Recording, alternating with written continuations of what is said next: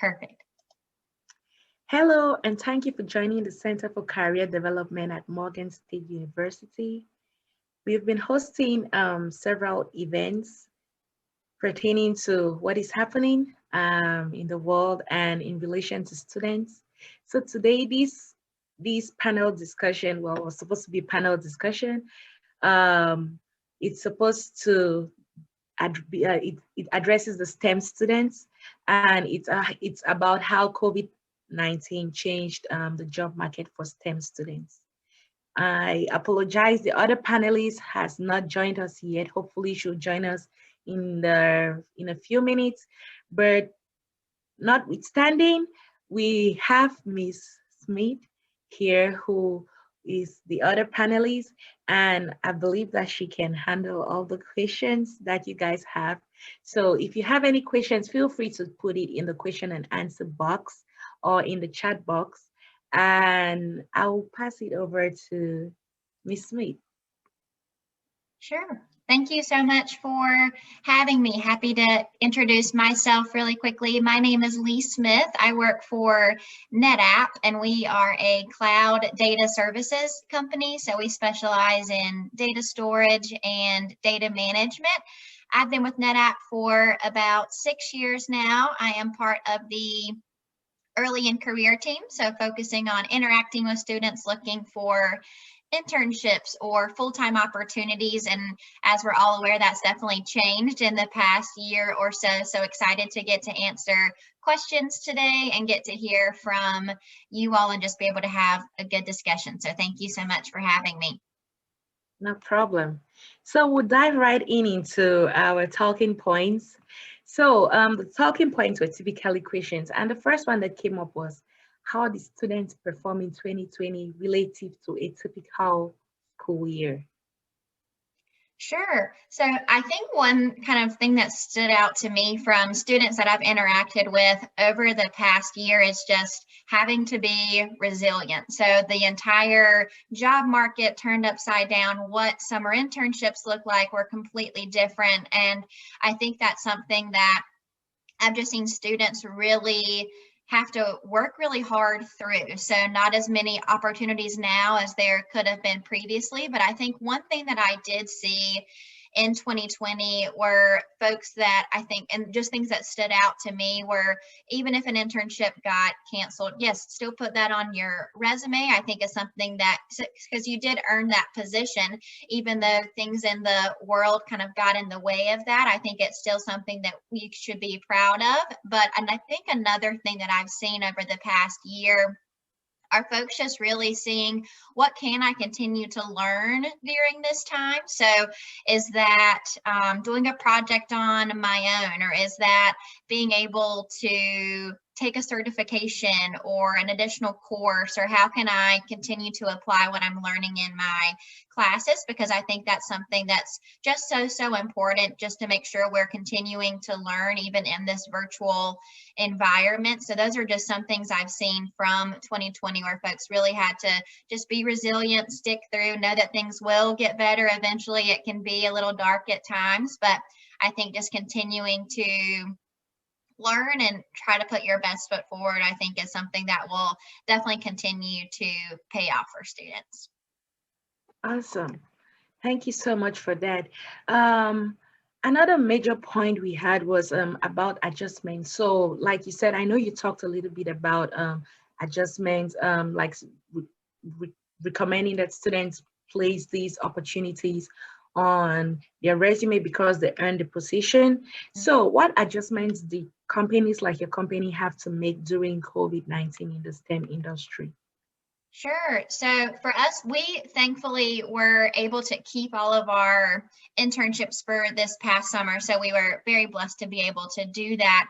And I think, but one thing we did have to do, of course, was move them all to be in a virtual environment. And that was, I think, the biggest thing for us. Is NetApp in general was a very heavy in-person company. I know a lot of companies were already doing where you could work from home sometimes or work from home already. And that was something where I honestly, the only times I ever really worked from home was if I maybe wasn't feeling well or there was snow or some reason I couldn't get to the office. But other than that, I always was there. And I enjoyed that. I enjoyed interacting with my coworkers and going to lunch and getting coffee together and walking around. Like we have a lake behind our office where I'm located. And I think just having to completely switch to be virtual was something that a lot of us found very difficult, and I'm sure students as well can relate to that.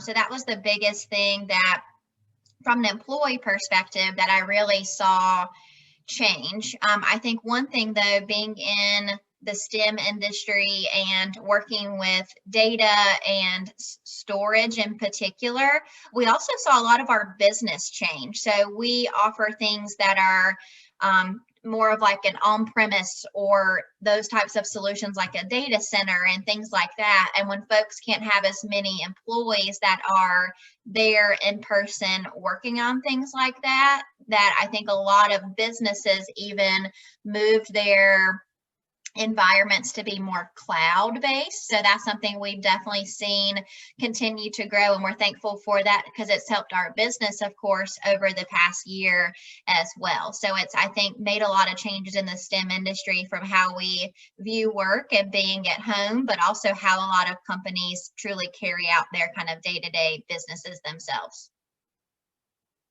Awesome, awesome. Yeah. So I know a lot of changes had to be made around to work with the pandemic.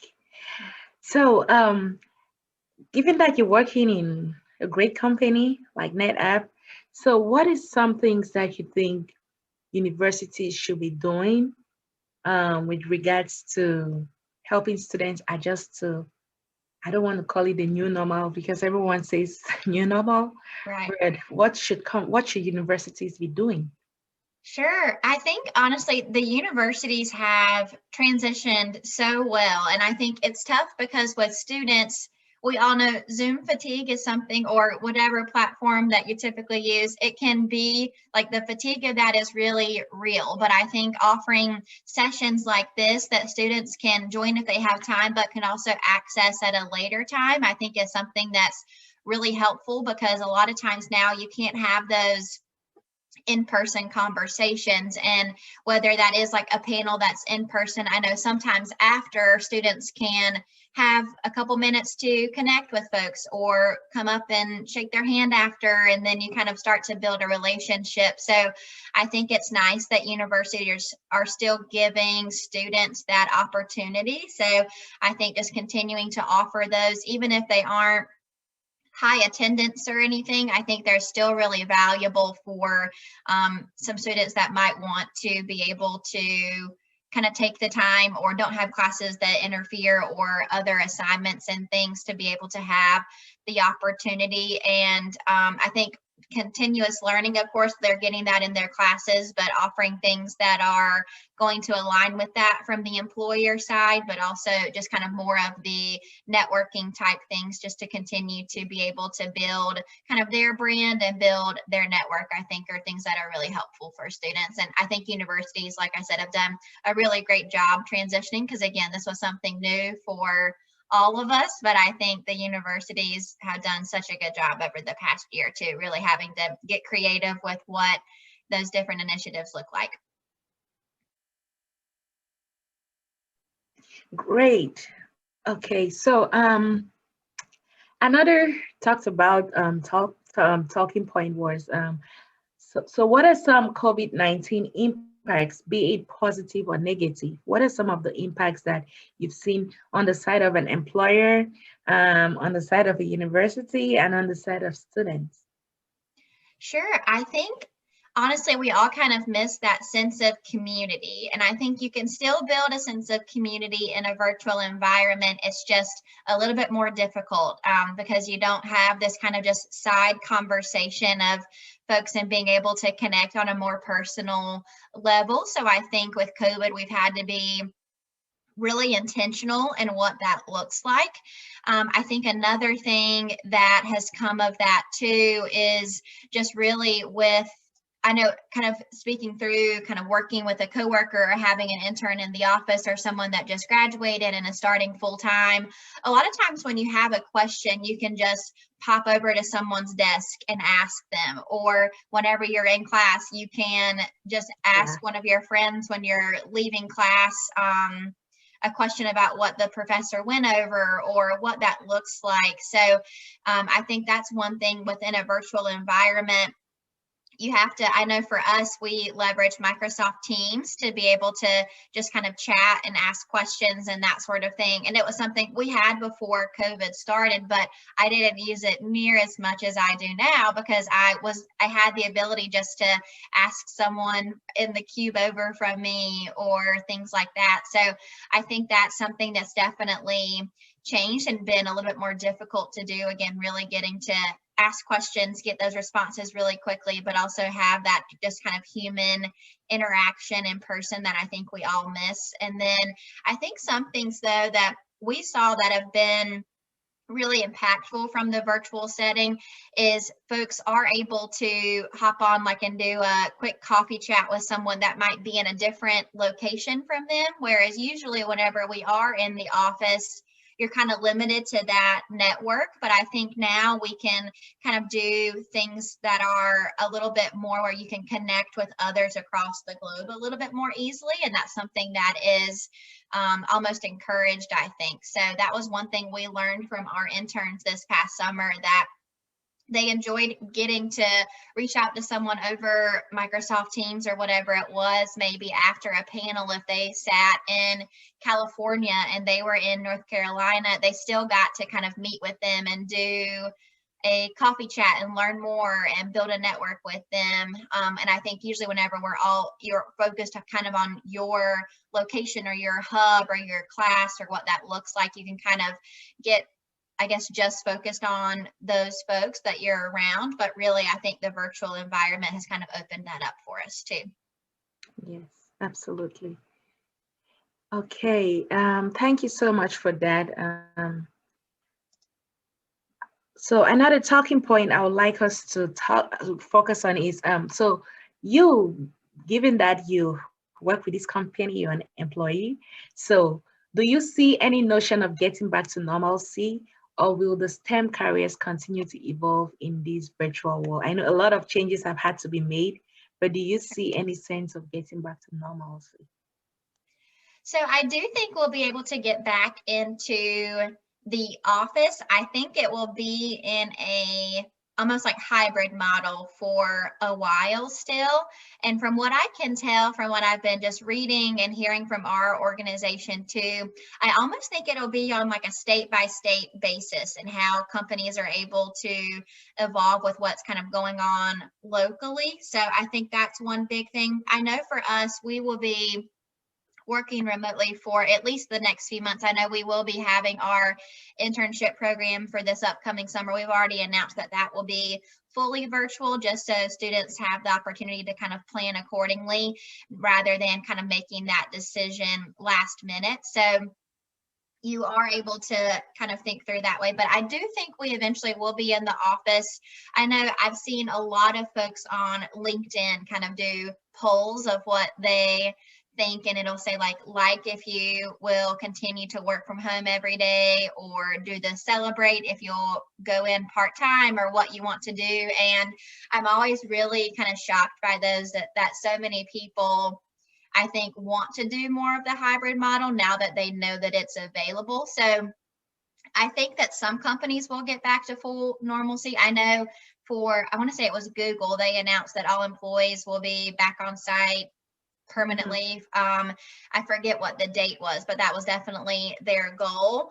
We haven't announced anything quite like that since, like I said, I think we'll take it on like a state by state basis, especially for, of course, here in the US. So I know we'll work from home for a little bit longer, but I think the hybrid model will definitely be one that we continue to see a lot of. I'm not sure when we would get back to where everyone can be in the office every day, because I think a lot of companies will kind of leave that up to the employees to be able to decide.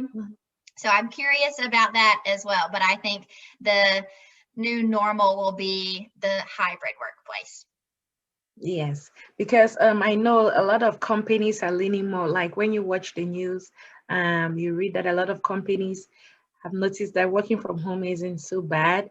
And a lot of some companies like Twitter have employees who will now work permanently home, who won't Yeah. need to go back to the office. So I think I think that's it took some time, right? I think that was right. one thing that I just had to kind of find this balance, because exactly to your point, that kind of line between work and home life can get a little blurred. So you have to just kind of individually figure out what works well for you and your schedule, and folks that you're around at home, and figuring out what that balance can look like. And I think now that employers have seen that employees really can do their work in a virtual environment, I think it's something we probably could have done all along, but we just never really had to. So it's definitely been something that's continued to change. But I think there is a benefit in offering or letting employees kind of choose what they want to do. I think that helps them too with even kind of their morale, right? And knowing that their employer kind of trusts them to be able to make that decision, and trust them to be getting their work done while they're at home and that sort of thing. Okay, so I got some questions, some more questions. I know these were the original talking points, but I received some questions, which some great questions. So I would like us to just talk about this now. So, how has STEM majors or students with disability been impacted? I thought that was a very good question because we need to we need to be the voice of people with disabilities. So I believe that that was a very good question. So how have they been impacted with all of this? Of course. So I think that's one thing that employers have to kind of be more mindful of before an employee starts, because usually whenever you're having these conversations in person, I feel like that's when someone, if they need a certain kind of setup at home or whatever that can look like. So I know that's something that NetApp has been mindful of, just to make sure that you're set up to be able to do your job effectively, because we want every person to be set up for success. So knowing that you have folks that you can go to for any kind of questions or concerns or whatever that may look like, but then also being able to truly make sure that even at home you're able to be set up for success. So I know there's all different types of devices and things, so that folks have been able to leverage. I know just from folks that I know at NetApp that have to kind of have a little bit of a different setup at home just based on different things. So I know that's something that I think employers are really open to and understanding. So I think that's one thing. And also just making sure that we create a kind of open communication around that, and making sure that folks feel comfortable sharing what they need or what they, but also having folks that they know that they can trust to go to with different things. So I think that's a really good question, but something I know that is a little bit more challenging, especially in a virtual environment, getting to connect with folks. Okay. Yeah, thank you for that. So another question was, how have website usability barriers impacted STEM majors or students? So web usability, you said? The website usability barriers. So like have they had like some updates that would favor people, or because given that a lot of things have changed, I believe websites should change too, because a lot of people are working from home now, so there are differences in certain there should be Right. differences in certain aspects.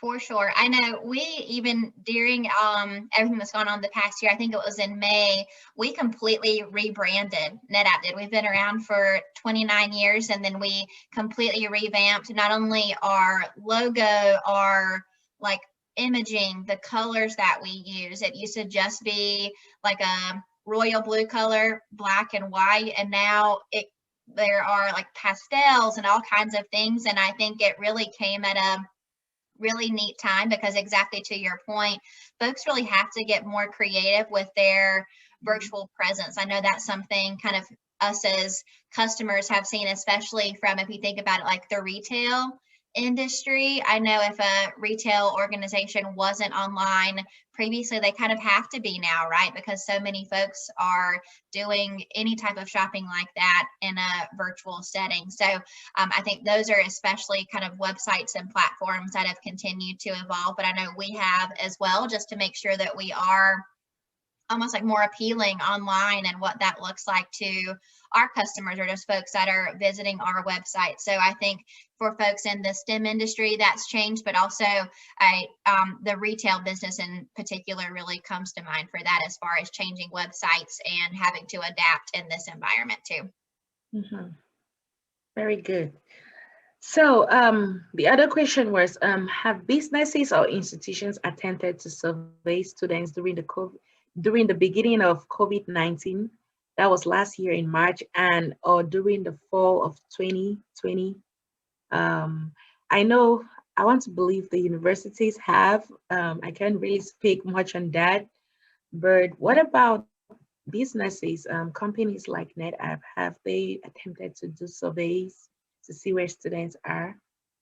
We have. So we did something this past fall. We did kind of our first virtual kind of webinar series. And in that, we asked, like, are these helpful? Like, what are you wanting to kind of hear more about, or timing wise, what would work well for you? So I know we've asked those questions around like event specific things, but we also get data as employers, exactly to your point, like from universities. There's an organization called NACE, so the National Association of Colleges and Employers, so kind of where our two worlds meet. I know that they have a lot of data that they work with around kind of trends that they're seeing, but then also I've seen a lot of data too from organizations like Handshake and Simplicity. So they're able to kind of also assess from in a virtual environment what's been different as far as events that folks are hosting, applications that students are submitting. So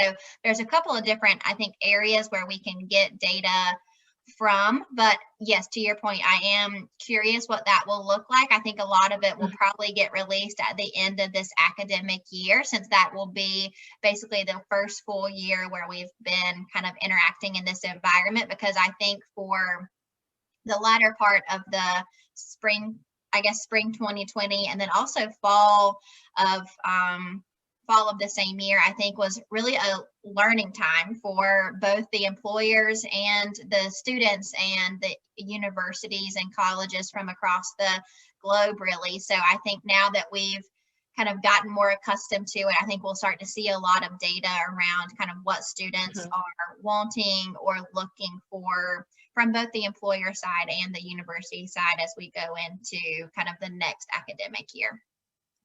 True, very true. So thank you for that.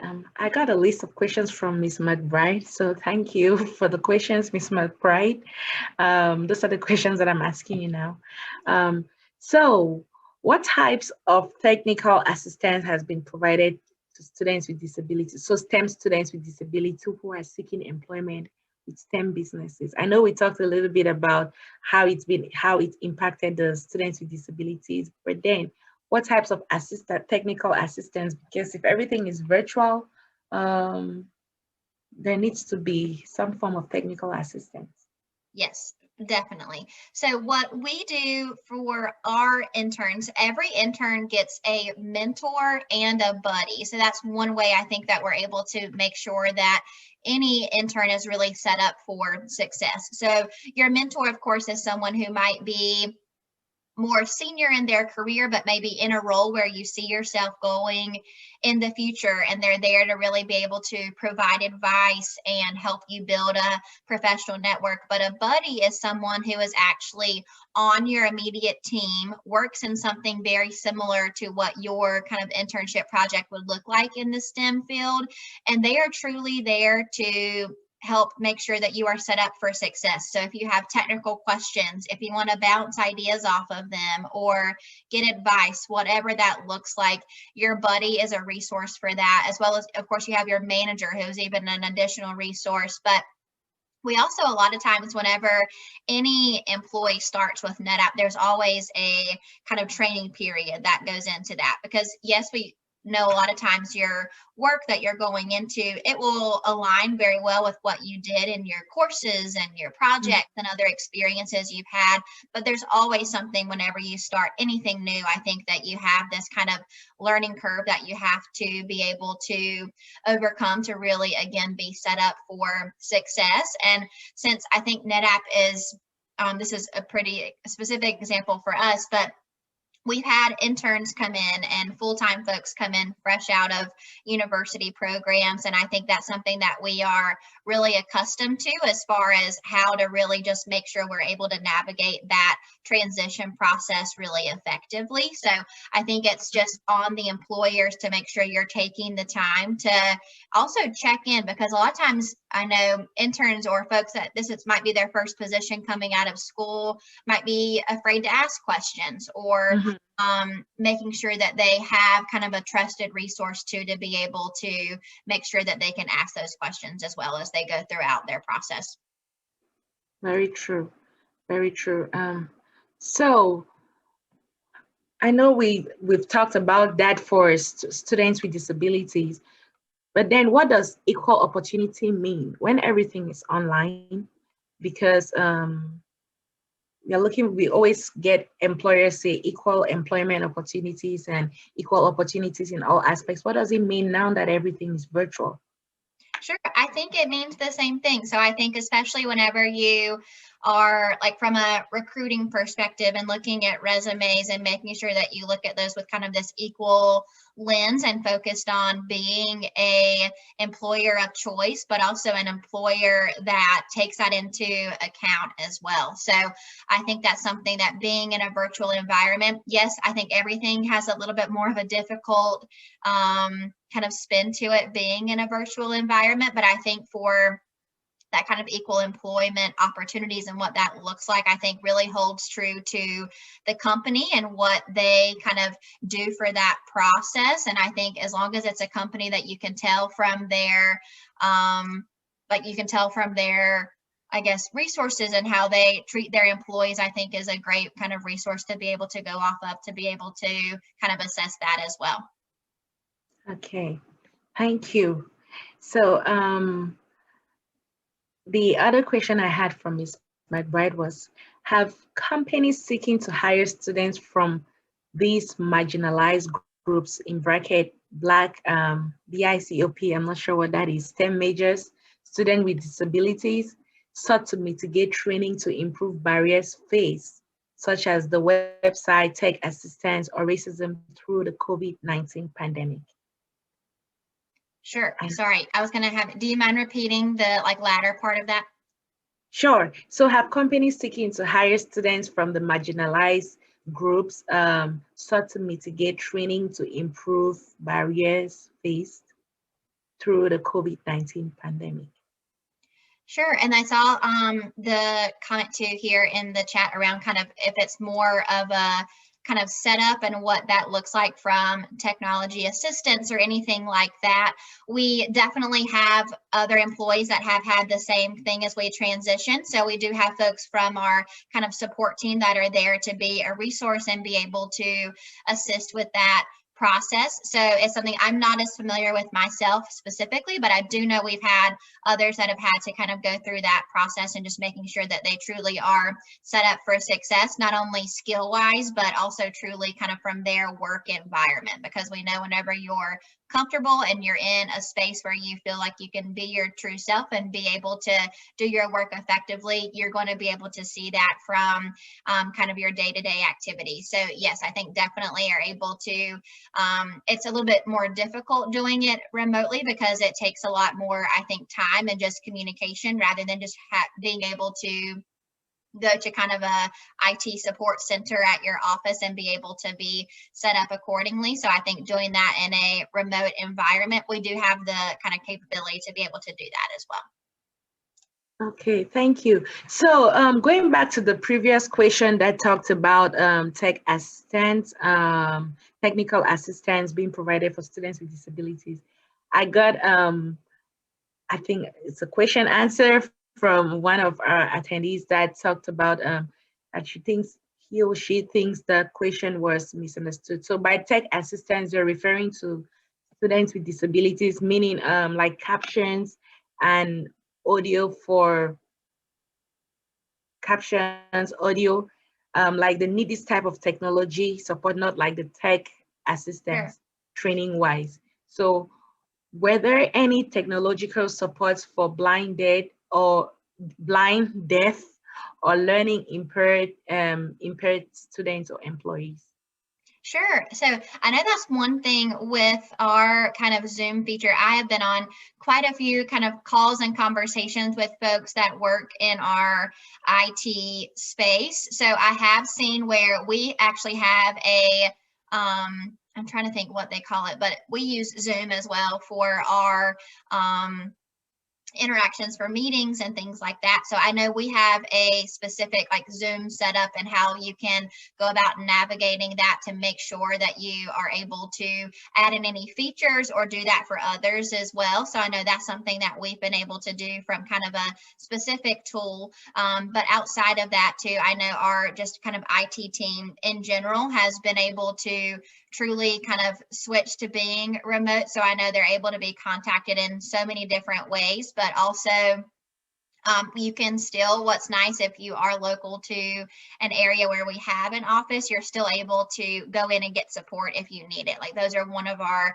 kind of few teams that are still able to have some folks on site as well. So I think depending on kind of what type of assistance you would need, you definitely have resources that you can leverage both internally, but also if you need to go like to an office to get official kind of support for that initial setup or whatever that looks like, there are people that can assist with that as well. Okay, so it means there is so companies like yours do support students with disabilities with those who need captions, those who need audio. Okay, very good. That's good to know. So I have another question from Miss Logan. I don't know if that's that will be general or just NetApp specific. So, but what are some computer certifications that can be taken during this time of the pandemic? Do you have any recommendations for STEM students? Sure, I think that's a wonderful question. So it'll depend on, I think, the company. I feel like if another company was here, they might give a completely different answer. So always, I think, look at things that you are really starting to enjoy in your courses. And also maybe, I think your professors might be a really great resource for that as well. But I know for us in our business, we are seeing more and more folks that are taking additional courses in cloud and cloud-based technology. So for example, like AWS or Microsoft Azure, just since that's such a big piece of the, I guess, IT industry in particular, especially right now. So I think that is one area where we've seen a lot of folks kind of leaning towards. And then for us, this is super specific, but we do a lot of work and we've seen more and more teams recently over the past year or so do a lot with technology such as containers. So that would be like Kubernetes or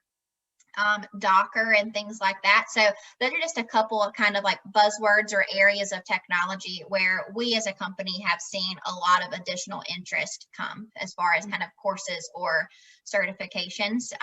But in general, I know there are also, I think, ways that we can, if courses, I know sometimes they can cost. So trying to think through things that are free for students, I know is something that's really important. So I know a lot of companies, like we offer a NetApp certification for students. And I know other companies like SAS offer free certifications for students. So I'm not sure if that's something that if you have certain companies that you have an interest in and just kind of want to check out their websites for that kind of early in career, or some companies call it university relations. A lot of times they'll have like sessions where they'll host things where you can learn more about their technologies or get a certification that is company specific too.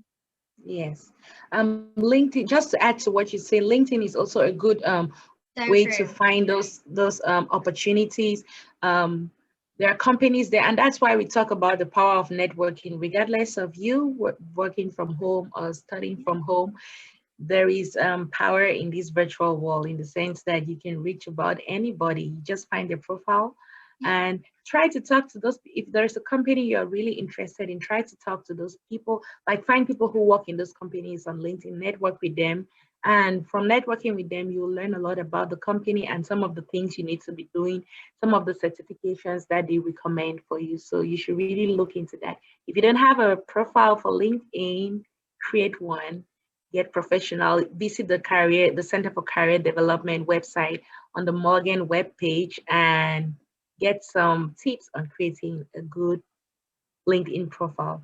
I completely agree. I am a big advocate for LinkedIn. That's how I actually got, whenever I was in school, I got my internship through LinkedIn. And then also for working at NetApp, I got contacted through LinkedIn. So I'm a really big advocate for that as well. And I think, to your point, exactly, being in a virtual environment and having to network remotely, I think more and more people too are open to connecting with folks that are outside of their specific network and are able to share more and have just informational conversations too, which I think is a great way to kind of look at this virtual environment and how we can continue to evolve with that. So that's a wonderful point.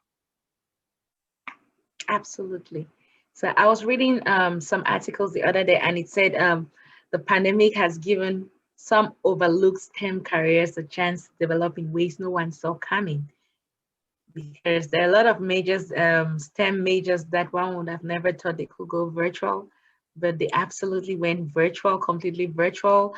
And in another article where it talked about like how COVID has created awareness for STEM jobs, and we've come to realize that some of these jobs can be very flexible and resilient in transitioning and surviving as a whole in the virtual world. So a lot of, in as much as we see that not the very best things came out because we lost a lot of people, but when it comes to, in relation to work, we would see a lot that would impact the upcoming careers in the future and the workforce as a whole in the future.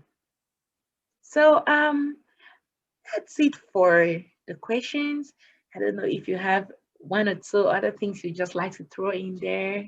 And yes. Happy to. So one thing I wanted to mention, if folks are still looking for internships or full-time opportunities, we definitely still offer those at NetApp. We're thankful to be able to do that. So I was going to actually put here in the chat, and I know NetApp specifically, we're not a name brand company or anything like that, but I'm more than happy to hear. I can add this. I'm going to try to add it into the chat maybe, or the chat. Yes. Okay, I'll pull that up. Wonderful. I'll copy this over really quickly too.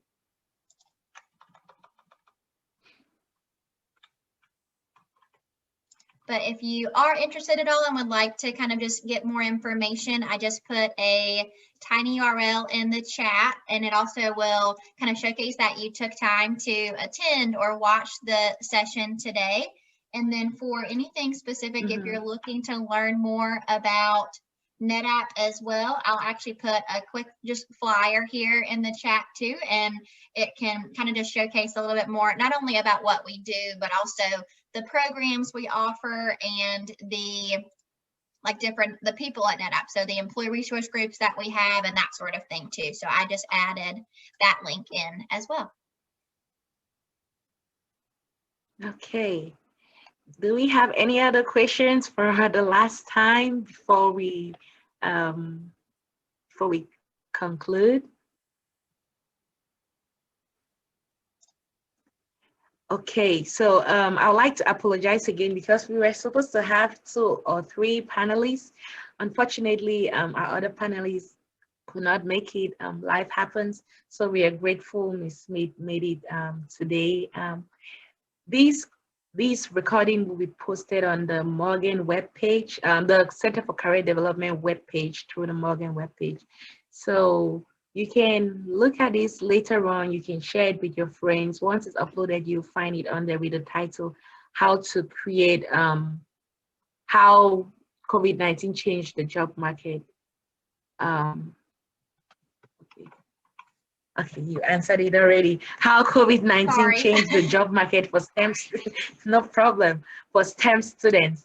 So Overall, that's it. Thank you for joining us today, and it was a pleasure to have you. I hope this helps. I hope Ms. Smith would answer a lot of your questions that you had. If you have more questions, feel free to send me an email, and if we would be having a part 2 of these, we can always have a part 2 of these if need be. So thank you once more for taking time to join us today. And it was a pleasure to have you, Ms. Smith. Of course. Thank you so much for letting me attend. This was really nice to get to interact with you all. But the first link, just as a quick reminder, it's a way that you can register for having attended the session today. But also, if you want to continue to learn more about NetApp, we can follow up with you there as well.